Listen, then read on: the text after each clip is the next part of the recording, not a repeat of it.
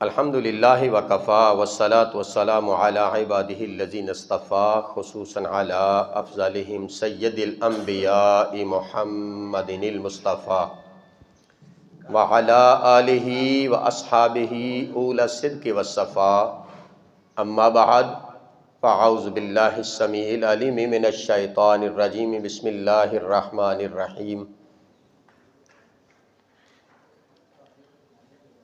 یا ایہا الناس اتقوا ربکم الذی خلقکم من نفس واحدۃ وخلق منہا زوجہا وبث منہما رجالا کثیرا ونساء واتقوا اللہ الذی تساءلون بہ والارحام ان اللہ کان علیکم رقیبا۔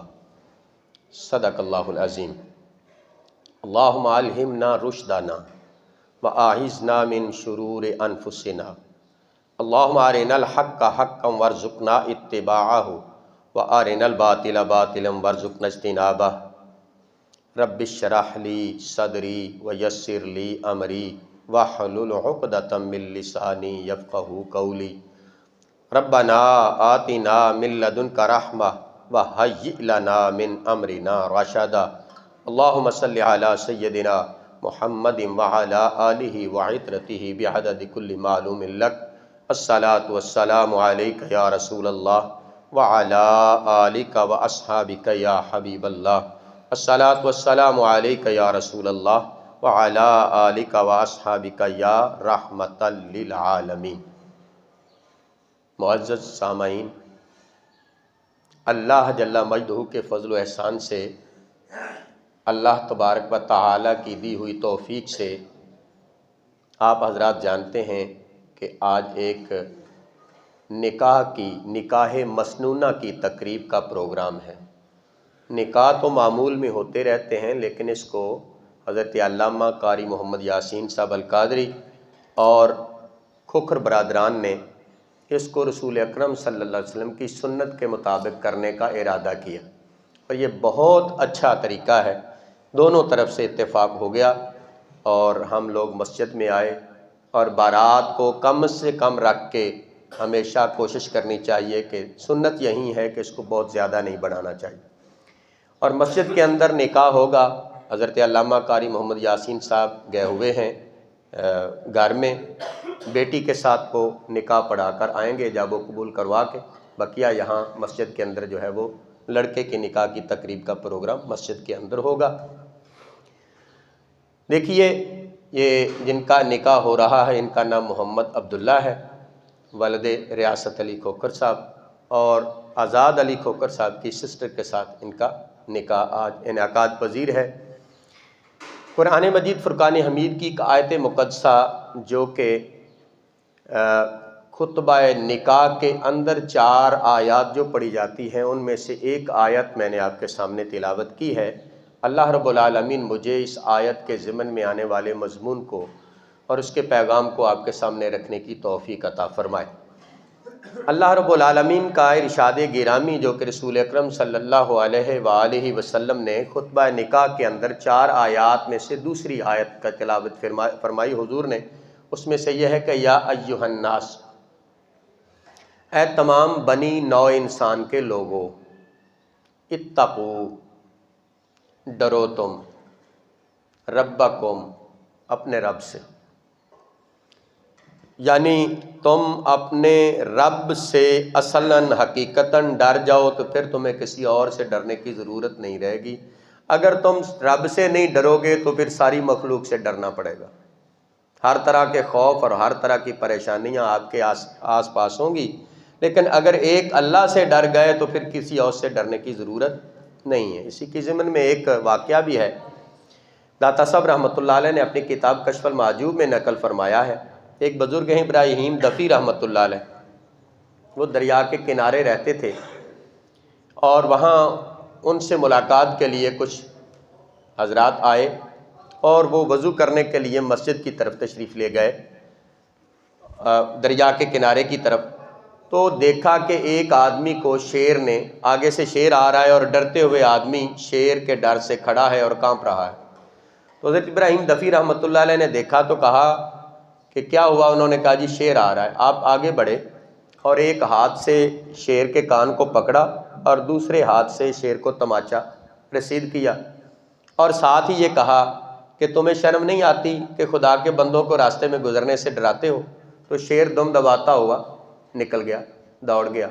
یہ دیکھ کر ماجرا بہت سے لوگوں کو بڑی حیرانی اور پریشانی ہوئی۔ حیرانی اور پریشانی کی بات یہ تھی کہ شیر کا ایک بزرگ کے سامنے بالکل سلام نیاز پیش کر دینا اور دم دبا کر بھاگ جانا، یہ عجیب واقعہ تھا، کسی انسان نے کبھی ایسا کرتے معمول میں نہیں کبھی دیکھا گیا۔ تو لوگوں نے پوچھا کہ حضور یہ کیسے ہوا؟ تو آپ نے کہا جو شخص اللہ سے ڈر جائے اسے کسی اور سے ڈرنے کی ضرورت نہیں۔ میں اللہ سے ڈرتا ہوں تو اللہ کی ساری مخلوق میرا احترام کرتی ہے، اگر میں اللہ سے نہ ڈروں تو میں ساری مخلوق سے مجھے ڈرنا پڑے گا۔ تو آیت کا مفہوم یہ ہے کہ یا ایھا الناس اتقوا ربکم، اے تمام بنی نوع انسان کے لوگوں ڈرو اپنے رب سے۔ کون رب ہے؟ رب کا تعارف یہ ہے، رب کون ہے؟ الذی خلقکم، رب وہ ہے جس نے تمہیں پیدا کیا۔ پیدا کرنے والا رب ہوتا ہے، کوئی اور رب نہیں ہوتا۔ ہمارا خالق وہ ہے تو مالک بھی وہی ہے، جو خالق ہوگا وہی مالک ہوگا، اور مالک کو عربی میں رب بھی کہتے ہیں، مالک بھی کہتے ہیں۔ سورہ والناس کے اندر آپ پڑھیں گے کہ قل اعوذ برب الناس مالک الناس الہ الناس، کہ رب وہ ہے جو انسانوں کا رب بھی ہے، انسانوں کا بادشاہ بھی ہے اور انسانوں کا معبود بھی ہے۔ یعنی رب وہ ہوتا ہے جس کی پوجا کی جاتی ہے، جس کی عبادت کی جاتی ہے۔ رب وہ ہوتا ہے جو مالک ہوتا ہے، مختار ہوتا ہے۔ تو رب ہمیں اللہ تعالیٰ یہ ارشاد فرما رہا ہے تمام بنی نوع انسان کے لوگوں ڈرو اپنے رب سے جو تمہارا مالک بھی ہے، تمہارا معبود بھی ہے۔ یہ میں ترجمہ عرف عام میں کر رہا ہوں کیونکہ اس لفظ رب کے بدل کے طور پر سورہ ناس میں آیا ہے ملک الناس الہ الناس۔ ڈرو اپنے رب سے۔ رب کون ہے؟ الذی خلقکم، جس نے تمہیں پیدا کیا۔ اب ہمیں پیدا کرنے والا خالق اور مالک رب ہے، لیکن کہاں سے ہم پیدا ہوئے؟ من نفس واحدہ، اللہ نے تمہیں ایک جان سے پیدا کیا۔ یہ کیوں بتلایا؟ یہ حضور نے اس آیت کا انتخاب خطبہ نکاح میں کیوں کیا؟ اس لیے کہ ہر شخص کو پتہ چلے کوئی شخص محض قوم قبیلے کی بنیاد پہ اونچا نیچا نہیں، تم سب کا باپ ایک ہے۔ حضور نے ارشاد فرمایا کلکم بنی آدم و آدم من تراب، کہا تم سارے کے سارے آدم کے بیٹے ہو اور آدم مٹی سے بنے تھے۔ یعنی تم تکبر نہ کرو، فخر نہ کرو، غرور نہ کرو، گمانڈ نہ کرو اپنی نسلوں پر، اپنے قبیلوں پر۔ تم سارے کے سارے ایک باپ کی اولاد ہو اور اس تمہارے باپ کا نام آدم ہے اور آدم تو مٹی سے بنے تھے۔ تو کہا کہ تمہیں ایک جان سے پیدا کیا۔ وَخَلَقَ مِنْهَا زَوْجَهَا، اور اسی ایک جان سے اس کا جوڑا پیدا کیا گیا تھا۔ یعنی ہماری دادی اماں حوا بھی آدم کی پسلی سے نکلی تھی۔ تو اللہ نے فرمایا تمہیں ایک جان سے پیدا کیا اور اسی جان سے ہم نے اس کا جوڑا بھی اسی جان سے پیدا کیا۔ پتہ چلا کہ ہمارے ماں اور باپ سب کے ایک ہیں، آپ کے، میرے، زید کے، بکر کے، اگلے کے، پچھلے کے، چونگ والوں، مانوال والے، اگلے پچھلے، سب کا باپ ایک ہے اور سب کی ماں ایک ہے۔ اس اعتبار سے ہم سب ایک ہی ماں باپ کی اولاد ہیں۔ تو فرمایا گیا ہے کہ تمہیں ایک جان سے پیدا کیا گیا ہے اور اسی جان سے اس کا جوڑا پیدا کیا گیا تھا۔ منہا زوجہا وبث منہما رجالا کثیرا، اور پھر اسی ایک جان اور ایک اس کی بیوی یعنی اس جوڑے سے ہم نے کثیر مخلوق کو پھیلا دیا۔ یہ جو ہند سندھ والے، شرق و غرب والے، بر صغیر پاک و ہند والے، عرب والے، یورپ والے، سب کے سب آدم کی اولاد ہے، اسی جوڑے کی اولاد ہے۔ تو ہم نے سب کو اسی جوڑے سے پیدا کیا۔ تو وہ جوڑا ہے آدم و حوا۔ تو وبث منہما رجالا کثیرا، ہم نے ان دونوں سے جو بچے پیدا ہوئے ان کو پھیلا دیا روئے ارضی پر، تمام زمین کے اندر وہ پھیل گئے، وہ قوم قبیلوں میں تقسیم ہو گئے۔ قرآن مجید نے ان کے بارے میں کہا یہ تمہارے جو قوم قبیلے ہیں، انا خلقناکم من ذکر و انثی، ہم نے تمہیں پیدا کیا ہے ایک ہی مرد و عورت سے، وجعلناکم شعوبا، پھر ہم نے تمہارے خاندان بنا دیے، وقبائل اور قبیلوں میں تمہیں تقسیم کر دیا، لتعارفوا تاکہ تم پہچانے جاؤ۔ یہ قوم قبیلے بنے ہیں صرف ہماری پہچان کے لیے، معیار فضیلت نہیں ہے۔ فضیلت کا معیار تقویٰ ہے۔ اس میں آیت کے آخر میں اللہ نے کہا ان اکرمکم عند اللہ اتقاکم، بلا شبہ اللہ کے نزدیک عزت والا صرف وہ ہے جو زیادہ پرہیزگار ہے۔ اللہ کے نزدیک عزت کا معیار قوم، قبیلہ، نسب، خاندان، رنگ، نسل نہیں۔ اللہ کے نزدیک عزت کا معیار تقویٰ ہے، پرہیزگاری ہے۔ عمل سے زندگی بنتی ہے، جنت بھی جہنم بھی۔ یہ خاکی اپنی فطرت میں نہ نوری ہے نہ ناری۔ بنا عمل تو نہیں نجات ہونی، ماریا جاویں گا کتب دیا بیٹے آئے۔ تو یہ بتلایا گیا کہ قیامت کے دن جب لوگ پیش ہوں گے، حضور علیہ الصلوۃ والسلام نے فرمایا کہ آدمی بہت اونچے قبیلے کا ہوگا اور ایک آدمی عام غریب اور چھوٹے قبیلے کا ہوگا،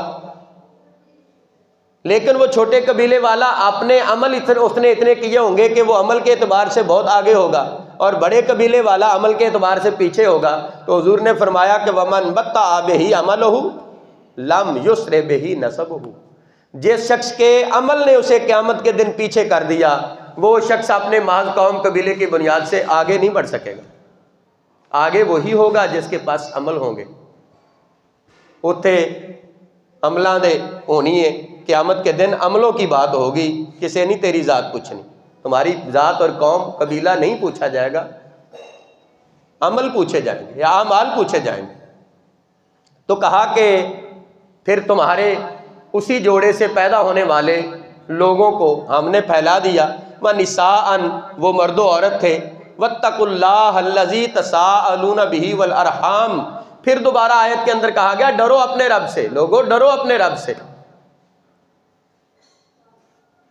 کس سے؟ الَّذِي تَسَاءَلُونَ بِهِ، اس رب سے ڈرو جب تمہیں مشکل پڑتی ہے تو اپنے رب کا نام لے کر، واسطہ دے کر ایک دوسرے سے اپنے کام نکالتے ہو۔ دوسرا آدمی رب کا نام، رب کا واسطہ سن کر تمہارا کام کرتا ہے، تو جس رب کے واسطے سے تمہاری زندگی کی مشکلیں حل ہوتی ہیں، اس سے ڈرنا بھی تمہارے اوپر اس کا حق ہے۔ وَاتَّقُوا اللَّهَ الَّذِي تَسَاءَلُونَ بِهِ وَالْأَرْحَامَ، اور رشتے داروں کا ناتا تعلق توڑنے سے بھی بچو۔ ناتا تعلق رشتے کا کیا ہے؟ کسی کے ساتھ کوئی آپ کی رشتہ داری جڑ گئی، آپ کی خونی رشتہ داری تھی، چچا، ماموں، تایا، پھپھو کا بیٹا تھا، یا کسی رشتہ لینے دینے کی بنیاد پہ رشتہ داری جڑ گئی، تو اس رشتے اور اس ناتا تعلق کو نبھاؤ، اس کو نہ توڑو، اس کو نہ کاٹو۔ حدیث میں ہے کہ قیامت کے دن اللہ رب العالمین حکم دے گا، فیصلہ کرے گا کہ جس نے رشتے اور ناطے نبھائے ہیں اس کو معاف کروں گا، اور جس نے رشتے اور ناطے توڑے ہیں میں آج اس کو توڑ ڈالوں گا۔ ایک حدیث میں ایک شخص نے پوچھا حضور سے کہ میں لوگوں کے رشتہ داروں کے ساتھ سلوک اچھا کرتا ہوں، لیکن میرے رشتہ دار آگے سے سلوک اچھا نہیں کرتے۔ میرے پاس اگر کچھ ہو اور ان کے پاس مشکل وقت ہو تو میں ان کو کچھ دیتا ہوں، لیکن اگر مجھ پہ مشکل وقت آئے تو وہ مجھے نہیں دیتے، مجھے محروم کرتے ہیں۔ تو حضور نے پھر بھی کیا حکم دیا؟ فرمایا سل من کا تاکا، اے میرے امتی، جو تمہیں تیرے ساتھ ناتا توڑے تو اس کے ساتھ بھی ناتا جوڑ، وَآتِ مَنْ حَرَمَكَ، جو تجھے محروم کرے تو اسے پھر بھی عطا کر۔ یہ ہے اصول رشتہ داری کو نبھانے کا۔ رشتہ داری کو نبھانے کا یہ نہیں کہ اینٹ کا جواب پتھر سے ہو اور آگے سے جناب ترکی بترکی جواب ہوں اور لڑتے ہوئے آگ بگولا اور آسمان پر بہت بات پہنچ جائے، یہ نہیں، بلکہ تحمل، بردباری اور احساس کے ساتھ کہ بھئی ہم سے غلطی ہوئی یا ان سے، اچھے طریقے سے آگے بات رکھ کے اس کو سالو کرنا، حل کرنا، یہ ہے اصل دینداری۔ تو اس لیے اللہ تعالیٰ نے کہا ڈرو اس رب سے جس کے نام سے تم اپنے کام نکالتے ہو، اور رشتہ داری کو بھی توڑنے سے بچو، اپنے راہمی رشتوں کو توڑنے سے بچو۔ یہ رشتہ داری جو ہے اس کو محروم کرنا اور رشتے ناطے کو بالکل اپنے دماغ سے اتار دینا اور اذیت دینا دوسرے رشتہ دار کو، یہ حدیث میں ہے کہ شب برات کی رات کو بھی، یا شب قدر کی جو رمضان کی رات آتی ہے، اس دن اللہ سب کو معاف کرتا ہے۔ چند وہ لوگ ہیں جن کو پھر معافی نہیں ملتی، ان میں سے ایک وہ ہے جو اپنے رشتے ناطے نہیں نبھاتا۔ ہم اس کو عام سمجھتے ہیں، ہم اس کو گناہ گاری نہیں سمجھتے، ہم اس کو کبیرہ گناہ نہیں سمجھتے، ہم سمجھتے ہیں کہ بس ہماری مرضی، ہمارے پاس پیسے ہیں، دولت ہے، عزت ہے، وقار ہے، عہدہ ہے، ہم چاہیں تو کسی کو ملے، چاہیں تو نہ ملے۔ نہیں نہیں بھائی، اللہ نے ہم کو عزت دی ہے تو اس میں ہمارے عزیز و اقارب بھی حقدار ہے کہ ہم ان کے ساتھ نیک سلوک کریں۔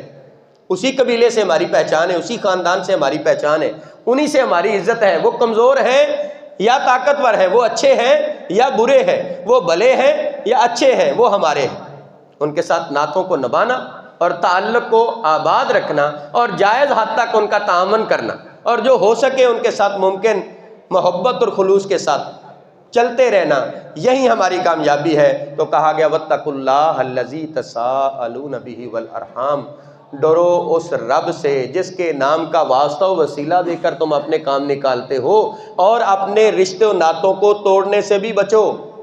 ان اللہ کان علیکم رقیبا، بلا شبہ اللہ رب العالمین کی ذات وہ ہے جو تمہارے اوپر، تمہارے عملوں پر خوب نگران ہے، وہ تمہاری نگرانی کر رہا ہے۔ یہ نہ سمجھنا کہ تم جو کچھ کر رہے ہو تمہیں کبھی کسی نے پوچھنا ہی نہیں، تمہاری حرکتیں نوٹ ہو رہی ہیں، اللہ کے ہیوی کیمرے تم پر لگے ہوئے ہیں، ایک ایک حرکت لکھی جا رہی ہے، ایک ایک رویہ لکھا جا رہا ہے، ایک ایک بدنیتی تمہاری وہ جانتا ہے، وہ علیم بذات الصدور ہے، وہ دلوں کے بھیتوں سے واقف ہے۔ یہ الگ بات ہے کہ وہ غفور الرحیم ہے، اس نے ہم پر پردے ڈال رکھے ہیں۔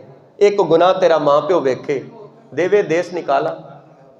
ہماری حالت انسان کی یہ ہے، اتنا جذباتی ہے کہ وہ ماں باپ جو کبھی بھی اولاد کو دھکے نہیں دیتے، لیکن آپ کی بد کرداریاں دیکھ لیں، میری بد کرداریاں، میرے ماں باپ اچھے طریقے سے دیکھ لو، مجھے گھر سے نکال دیں۔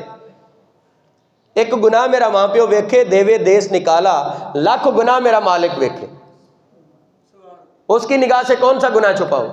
اس کے باوجود اس نے رحمت کی چادر تان رکھی ہم پہ، تو اس کا کرم ہے، اس کی مہربانی ہے، اس کا فضل عظیم ہے۔ وہ اپنے بندے سے کتنی محبت کرتا ہے، وہ چاہے تو ایک دم میں ہمیں ختم کر دے، ہمیں برباد کر دے، ہمارے چہرے مسخ کر دے، ہماری نسلیں ختم ہو جائیں، لیکن وہ کریم کرم کے ساتھ ہمارے ساتھ اس کا معاملہ ہے، تو اس کی کریمی اور رحیمی کا خیال کرتے ہوئے یہ نگاہ میں رکھیے کہ وہ ہمارے اعمال کے اوپر نگران ہے۔ اگر آج ہم سے ہمارا گریبان پکڑ کر کوئی عزیز، کوئی رشتہ دار ہم سے حساب نہ لے سکا تو کوئی بات نہیں، ایک وقت آنے والا ہے جب وہ رب اکبر، وہ قادر مطلق ہم سے حساب لے گا، تو اس دن کے حساب سے ڈریے۔ آج اس بات سے بے پرواہ نہ ہو جائیے کہ ہمارے عزیز اقارب ہمیں تو پوچھ نہیں سکتے، کسی کی کیا مجال ہے جی مجھے پوچھے۔ نہیں نہیں، یہ آیات اس لیے حضور نے انتخاب کیا کہ جب ناطے رشتے جڑتے ہیں، نئے رشتہ داریاں جڑتی ہیں، تو اس میں سے بعد میں مسائل کھڑے ہوتے ہیں، لوگ ان میں ایک دوسرے کی طرف کھینچا تانی کرتے ہیں، اور اس کھینچا تانی میں قبیلوں کو اذیت ہوتی ہے اور ان کے ساتھ ذہنی اذیت کا معاملہ ہوتا ہے۔ تو رسول اکرم صلی اللہ علیہ وسلم نے خطبہ نکاح کے اندر ان آیات کا انتخاب کر کے ہمیں سبق دیا امتیوں کو کہ خیال کرنا، آج کے بعد جو تمہاری زندگی شروع ہونے والی ہے اس کے اوپر تمہاری ایک ایک حرکت اللہ کی نگاہ میں تو ہے نا، بندوں کی نگاہ میں نہیں، تو پھر کیا ہوا؟ پھر حضور علیہ الصلوۃ والسلام نے اسی خطبہ نکاح کے اندر اگلی آیت تلاوت فرمائی، اور وہ آیت سورہ احزاب کی ہے، یہ آیت سورۃ النساء کی تھی۔ اس آیت کے اندر، اس کے اندر بھی میسج ہے، پیغام ہے، یا ایھا الذین آمنوا اتقوا اللہ، اے وہ لوگو جو ایمان لائے ہو اللہ سے ڈرو، وقولوا قولا سدیدا، جب بھی زندگی میں کوئی مسائل کھڑے ہوں، حالات پریشان ہوں، تکلیف کی بات ہو، خاندانوں میں بگاڑ پیدا ہو، تو جب لوگ بہن بھائی اکٹھے مل کے بات پوچھے تو سیدھی بات کرو۔ جب تم سیدھی بات نہیں کرو گے، تمہارے دل میں کچھ ہو، زبان پہ کچھ ہو، بغل میں چھری اور منہ میں رام رام، تو تمہارے معاملات سنوریں گے نہیں بلکہ بگڑیں گے۔ تو ارشاد فرمایا گیا کہ اب وہ لوگوں جو ایمان لائے ہو اللہ سے ڈرو، اور جب معاملات بگڑنے لگیں، دوست احباب عزیز و اقارب برادری کے بڑے بیٹھ کر آپ سے بات پوچھے تو سیدھی بات کرو، قولا سدیدا، بالکل سیدھی بات کرو، بلا رو رائت بات بتا دو، دل کی بات آگے رکھ دو کہ میرا مسئلہ یہ ہے، تاکہ برادری کے بڑے بیٹھ کر تمہارا حل نکال سکے۔ یصلح لکم اعمالکم، اگر تم بات سیدھی کرو گے تو اللہ تمہارے کام سنوار دے گا، اللہ نے گارنٹی دی ہے، اس کے رسول نے یہ آیت پڑھی ہے، تو اپنے امتیوں کو گارنٹی دی ہے کہ اگر تم اپنے بہن بھائی اور برادری کے بڑوں کے سامنے اپنی بات سیدھی رکھ دو گے تو اللہ تمہارے کام سنوار دے گا۔ تمہارے بگڑے ہوئے حالات سنور جائیں گے۔ وَيَغْفِرْ لَكُمْ ذُنُوبَكُمْ، اور تمہارے گناہ بھی بخش دے گا اللہ۔ گناہ بخشنا تو صرف اللہ کا کام ہے نا، بگڑے ہوئے کام سنور جانا تو یہ دنیا پر ہے، لیکن گناہ تو کوئی نہیں بخش سکتا۔ گناہ بخشنے کا اختیار تو ہمارے مالک کے پاس۔ تو اس نے کہا تمہاری بگڑی بھی سنور جائے گی، تمہاری بگڑی بھی بن جائے گی اگر تم بات سیدھی کرو گے۔ اور دوسرا کام کیا؟ تمہارے گناہ بھی بخش دے گا۔ وَمَن يُطِعِ اللَّهَ وَرَسُولَهُ، جو شخص اللہ اور اس کے رسول کی اطاعت کرے گا، یعنی زندگی ایک نیا سفر شروع ہونے والا ہے، نیا جوڑا جو ہے وہ نکاح مسنونہ کے ساتھ ایک نئی زندگی کا آغاز کرنے والا ہے۔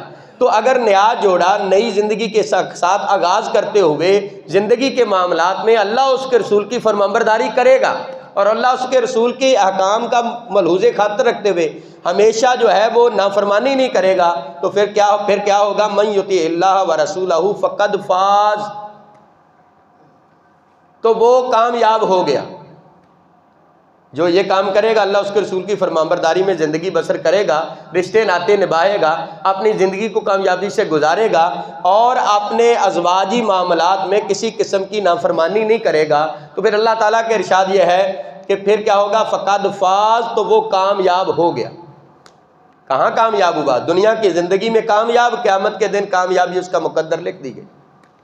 تو یہ ہم جو رشتے ناطے بنتے ہیں، نکاح ہوتے ہیں، یہ کوئی عام معمولی بات نہیں ہوتی۔ اللہ کے کلمے، اللہ کے حکم کے ساتھ یہ ناطے جڑتے ہیں، تو اللہ ہی سے ڈر کر زندگی بسر کرنی، جس کے نام کے ساتھ رسول اکرم نے ایک حدیث میں ارشاد فرمایا، لوگوں خیال کرنا، جب دنیا سے اب تشریف لے جا رہے تھے آخری وصیتیں جو فرمائی ان میں سے ایک یہ تھی، لوگوں اپنے غلاموں اور اپنی بیویوں کا خیال کرنا، یہ تمہارے زیر دست ہیں، یہ تمہارے ماتحت ہیں، کہیں تم دنیا کے اوپر ظلم و زیادتی کر کے قیامت کے دن اللہ کے مجرم نہ بننا۔ اگر تم نے ایسا کیا تو قیامت کے دن ان کی طرف سے میں وکیل بنوں گا، یعنی ان کمزور عورتوں اور کمزور مردوں، یعنی ماتحت ملازموں، خادموں کے اوپر اگر ظلم کیا جائے گا یا عورتوں کے اوپر اگر ظلم کیا جائے گا، اگر وہ عورتیں اور وہ غلام دنیا کے اوپر تم سے کسی قسم کا بدلہ نہیں لے سکے، قیامت کے دن رسول اکرم ان کے وکیل بنیں گے۔ تو آپ دیکھ لیں، جن کے وکیل رسول بن جائیں پھر وہ آدمی کہیں اس کی جان چھوٹ سکتی، اس کی نجات ہو سکتی۔ تو عورتوں اور غلاموں ماتحتوں کے بارے میں اللہ سے ڈرنا چاہیے۔ تو رسول اکرم صلی اللہ علیہ وسلم نے اس آیت کا انتخاب کر کے یہ بتا دیا کہ جو شخص اللہ اور اس کے رسول کی فرمانبرداری میں زندگی بسر کرے گا تو فقد فاز، تو وہ کامیاب ہو گیا۔ کتنا کامیاب ہوا؟ فوزن عظیما، ایک بڑی کامیابی کے ساتھ کامیاب ہوا، یعنی 100 نمبر کے ساتھ وہ کامیاب ہو گیا۔ اور پھر اس خطبہ نکاح کے آخر پہ حضور علیہ الصلوۃ والسلام نے ایک حدیث بطور انتخاب کے اپنا ارشاد فرمایا، اور وہ یہ ہے، النکاح من سنتی، لوگوں نکاح میرا طریقہ ہے، یعنی میں پیغمبر سید الانبیاء، تاجدار انبیاء، حبیب کبریا، احمد مجتبی، محمد مصطفیٰ کی ذات نہ چاہتی تو نہ نکاح فرماتے، لیکن آپ نے نکاح فرمایا، تو نکاح فرما کر لوگوں کو کہا کہ میرے ماننے والوں یہ میرا طریقہ ہے، نکاح کر کے زندگی پاکیزہ زندگی بسر کرنا، حرام سے بچنا اور حرام عورت کے اوپر نگاہ اٹھا کر دیکھنے سے بھی بچنا۔ آپ کیا فرما رہے ہیں؟ ان نکاح من سنتی، لوگوں نکاح کرنا میرا طریقہ ہے، یعنی نکاح کے ساتھ عورت کے پاس جانا میرا طریقہ، اور نکاح کے بغیر جانا یہ انبیاء کا طریقہ نہیں، میرے آقا کا طریقہ نہیں ہے۔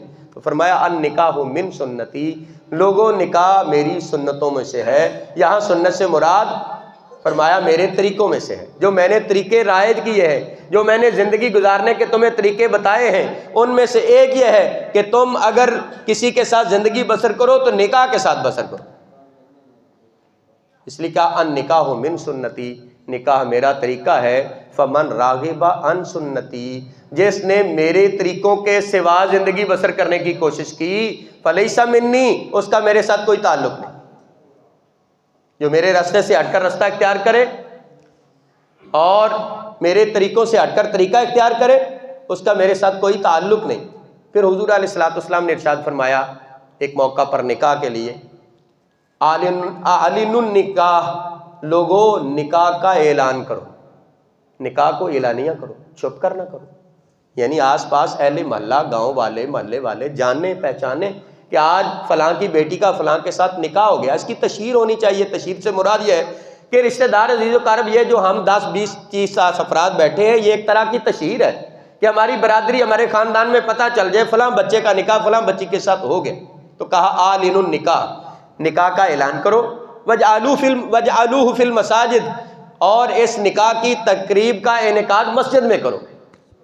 یہ کس نے کہا؟ میرے اور آپ کے آقا و مولا رسول اکرم، تاجدار انبیاء، خلاصہ کائنات، فخر موجودات، احمد مجتبیٰ، جناب محمد مصطفیٰ صلی اللہ علیہ وآلہ وسلم نے ارشاد فرمایا کہ نکاح کو اعلانیہ کرو اور اس کے نکاح کی تقریب کا اہتمام مسجد میں کرو.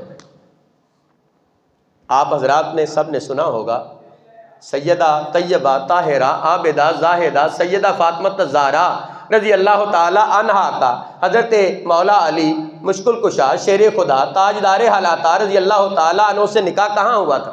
مسجد میں. سرکار نے اپنے نکاح کہاں کیے تھے؟ مسجد میں.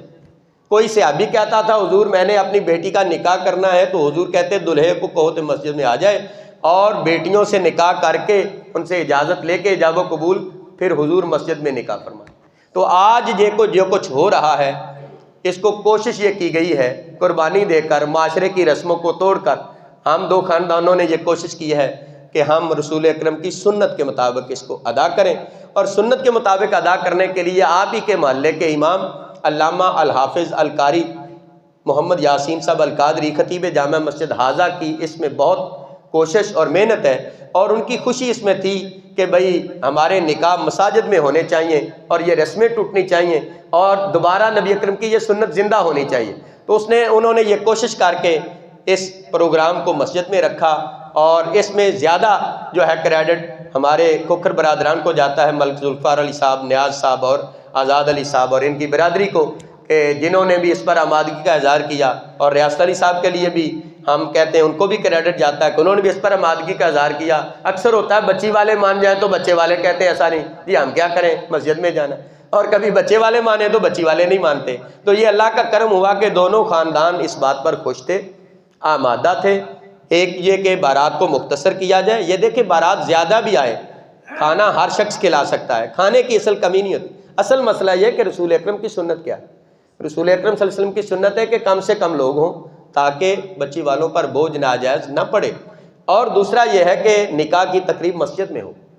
تو لہٰذا یہ دونوں کاموں کو ملحوظ خاطر رکھتے ہوئے ہم نے جو کوشش کی، اللہ کے فضل و کرم سے وہ کوشش بارآور ثابت ہوئی، اور رسول اکرم صلی اللہ علیہ وسلم کی سنت کو زندہ کیا گیا. اور حضور نے فرمایا کہ جس نے کسی ایسے دور میں کہ جب لوگ میری سنت سے منہ موڑ رہے ہوں اور میری سنت مردہ ہو چکی ہو اور لوگ اس سنت پر عمل نہ کر رہے ہوں، اس دور میں اگر میرا کوئی امتی میری سنت کو زندہ کرنے کی کوشش کرے اور اس سنت پر عمل کر کے لوگوں کو اس راستے پر چلانے کے لیے کوشش کرے کہ یہ حضور کی سنت زندہ ہو جائے، تو حضور نے فرمایا اس کو 100 شہید کا ثواب ملے گا.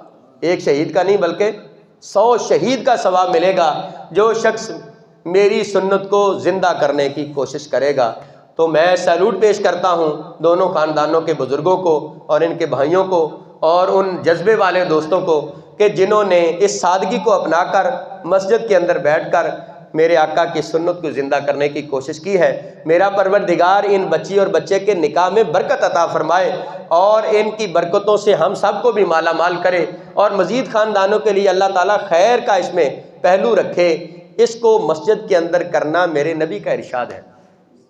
تو حضور علیہ الصلوۃ والسلام نے ان آیات میں سے، خطبہ نکاح کی آیات میں سے ایک آیت میں یہ تلاوت فرمائی کہ یا ایھا الذین آمنوا اتقوا اللہ حق تقاتہ ولا تموتن الا وانتم مسلمون. یہ اس خطبہ نکاح کی آیات کے انتخاب میں سے پہلی آیت ہے. حضور نے فرمایا کہ اے وہ لوگو جو ایمان لائے ہو، اللہ سے ڈرو، اور اتنا ڈرو جتنا ڈرنے کا حق ہے. یعنی یہ کوئی پیرامیٹر تو ہے نہیں ہمارے پاس کہ ہم کتنا ڈریں، کوئی پیمانہ تو بتا سکتا نہیں کہ کتنا ڈرے، اور کوئی لیول تو ایسا ہے نہیں کہ جس سے ہم ناپ سکے کہ کون شخص کتنا ڈرتا ہے. کسی کی داڑھی اور کسی کی دستار سے نہیں پتہ چلتا کہ وہ کتنا ڈرتا ہے. یہ تو دل کا معاملہ ہے نا، یہ تو کسی کے اندر کی بات ہے نا. دل دریا سمندروں ڈونگا کون دلاں دیاں جانے ہوں، وچے ہی چھیڑے وچے ہی ویڑے وچے ہی ونج مہانے ہوں، 14 ਤਬਕ ਦਿਲੇ ਦੇ ਅੰਦਰ ਰੱਬ ਤੰਬੂ ਵਾਂਗੂ ਤਾਣੇ ਹੋ, ਜੋ दिल ਦਾ महरम होवे सोयो ही रब पछाने हो।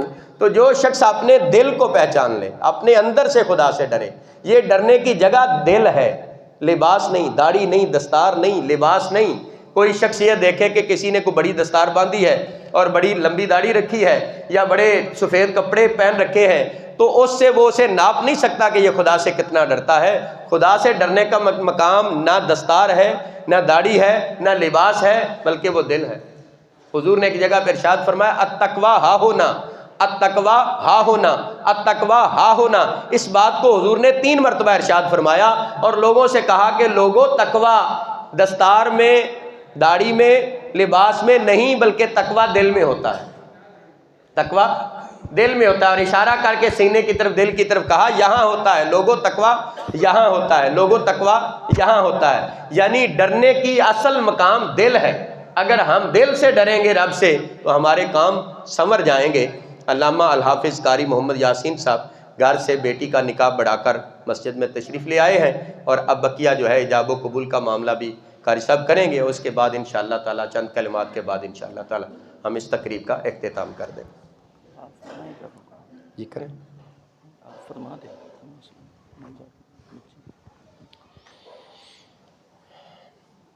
जी चंद गवाहों के साथ अल्लामा अल हाफिज़ कारी मोहम्मद यासीन साहब घर में तशरीफ़ ले गए तो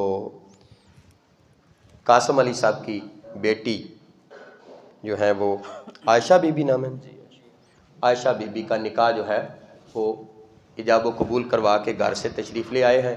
अब हम इंशाअल्लाह ताला बच्चे का जो है वो इजाब व कबूल करवाते हैं कारी साहब की इजाज़त से। अब मैं इस प्रोग्राम को जो है आगे मैं पूरा करूँगा। तो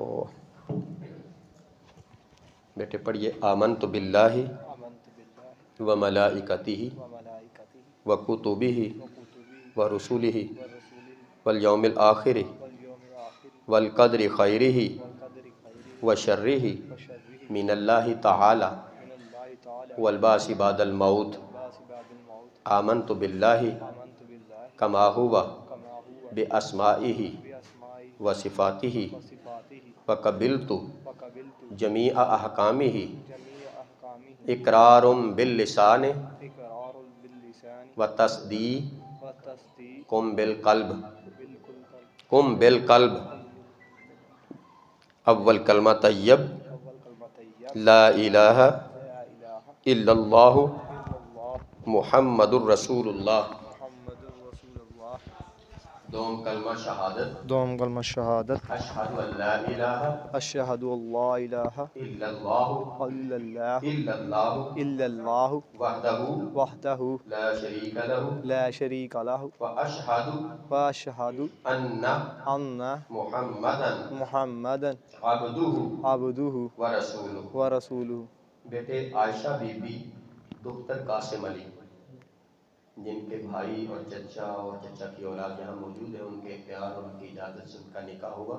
और आयशा बीबी दुख्तर कासिम अली का निकाह शरीयत मोहम्मदी के तहत रूबरू इन गवाहान के मस्जिद के अंदर बैठकर आपके निकाह में दी जाती है।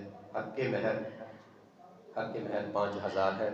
लिहाजा ये निकाह आपको आयशा बीबी दुख्तर कासिम अली शरीयत मोहम्मदी तहत आपके साथ निकाह किया जाता है। कबूल है? कबूल है। आयशा बीबी बिनते कासिम अली, जिनका निकाह शरीयत मोहम्मदिया के तहत रूबरू इन गवाहान के हक़ महर के साथ आपके साथ किया जा रहा है, तो आपको ये निकाह कबूल है? कबूल है। आयशा बीबी दुख्तर कासिम अली, जिनका निकाह शरीयत मोहम्मदिया के तहत रूबरू इन गवाहान के अजीज़ व कारम बहन भाइयों की मौजूदगी में आपके साथ निकाह किया जा रहा है, आपको कबूल है? कबूल है। मेरे दोस्तों, जिनके साथ निकाह किया जा रहा है ये मोहम्मद अब्दुल्ला बंदे रियासत अली साहब हैं। इनके साथ हमारी बच्ची का निकाह है, तो मुबारक हो।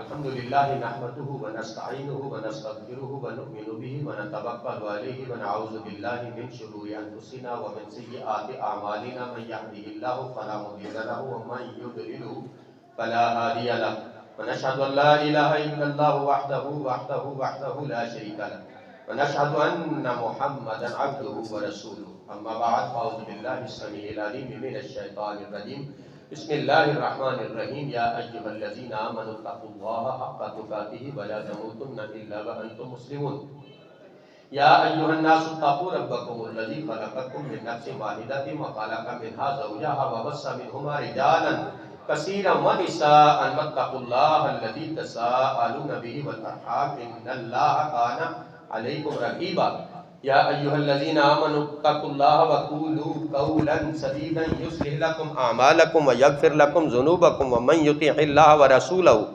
فقد فاز فوزا عظيما وقال رسول الله صلى الله تعالى عليه وسلم النکاح من سنتی فمن راغب عن سنتی فلیس منی صدق رسول اللہ صلی اللہ تعالی علیہ وسلم.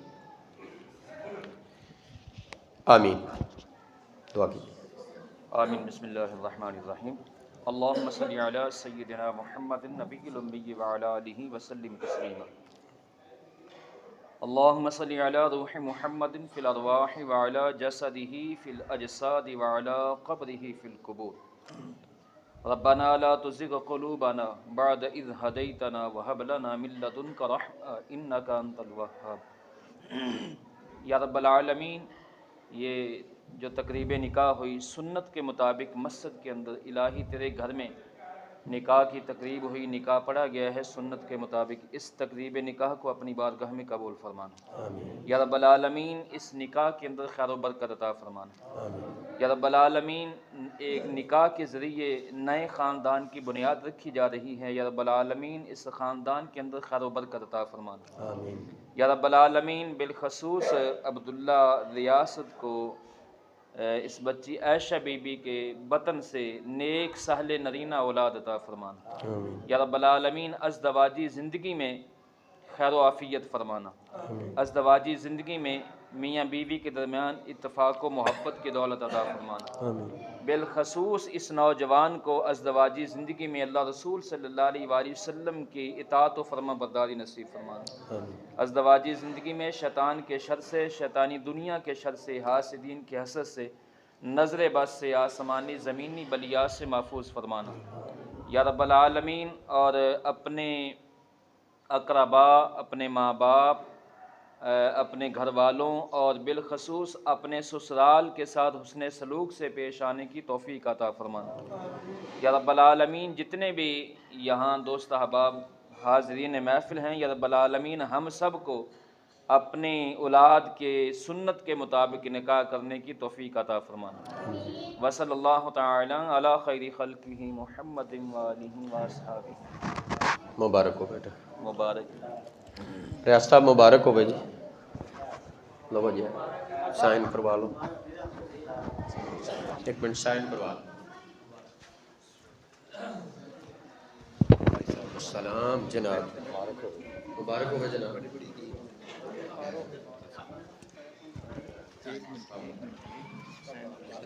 خیر مبارک.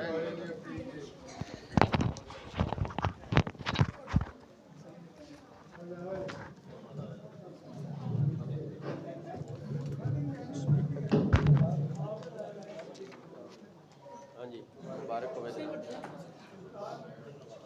ہاں میری آج مبارک ہو.